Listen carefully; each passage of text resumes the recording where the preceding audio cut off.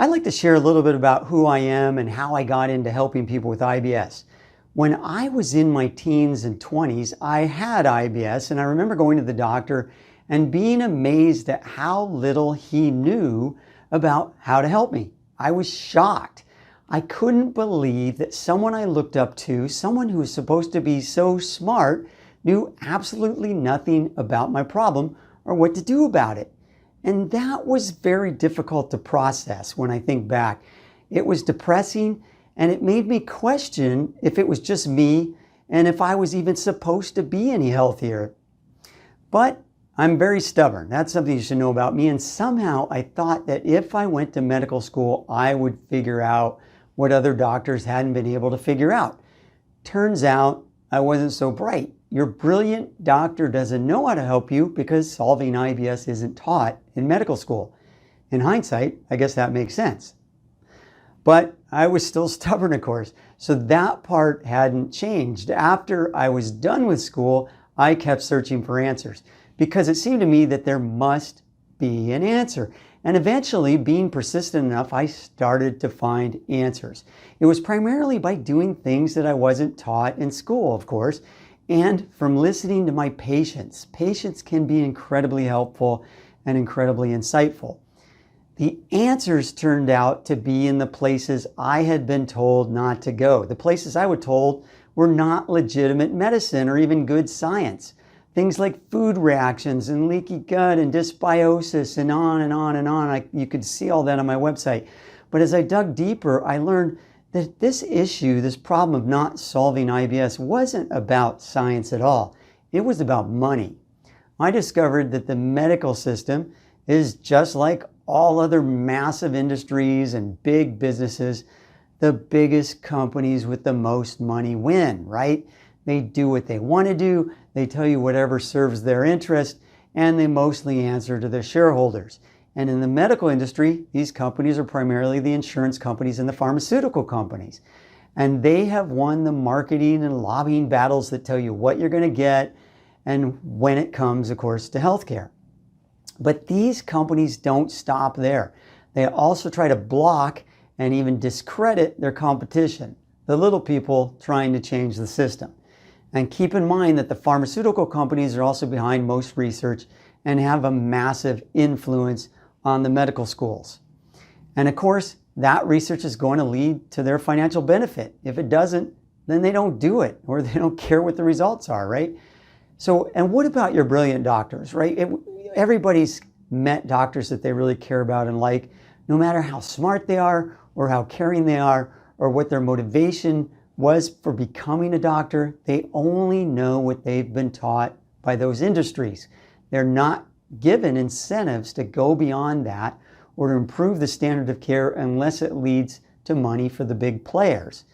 And they're not in control. CEOs are in control, and optimizing your health is not the big money maker at the top of their priority system. And all of that is why your brilliant doctor doesn't know anything about the things that we all know are fundamental to health, right? Like diet and nutrition and vitamins and minerals and herbal medicines and supplements. And yet we continue to put our faith in them, even though we are dumbfounded when our doctors don't know a damn thing about any of that stuff. So I was fed up with all that, as you can imagine. Maybe you are too. So I did something really stupid, at least from a business standpoint. I created a place where the expectation is to cure IBS. And that's dumb because our patients usually get better. And that's dumb because we always have to get new patients. Successful businesses are built on recurring revenue, like drugs that you can never get off of. Not one and done propositions where people get totally better, and a majority of them do, right? I couldn't live with myself, though, if I did it any other way. It's just in my nature. And one time, I even had a teacher in medical school shame me in front of my classmates for this character trait, just because I wanted the truth. It's something that probably wouldn't go over well in this day and age, and I regret that I put up with it back then, right? It still bugs me when I think about it. My primary goal is to help people optimize their health.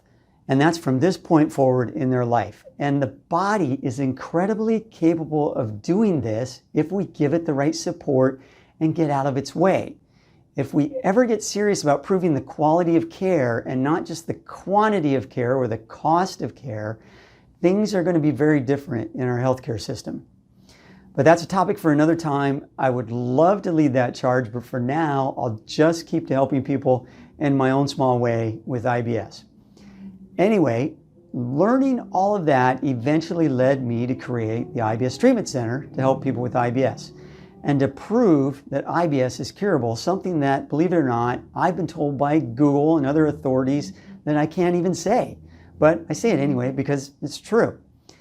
And what else do I do when I'm not talking about poop, right? Well, I love nature and I love to be outdoors and I love to bike and run and ski and hike and backpack and fish and do yoga, though I got to be honest, I don't do as much yoga as I should. Probably should go do some yoga today. I love traveling and bird watching. Actually, I'm really into birds, and I always love a good house project like building a deck or something. Although I have to admit that got a little old during COVID. I had a little too much time for that. I actually painted the entire exterior of my house. I was so bored.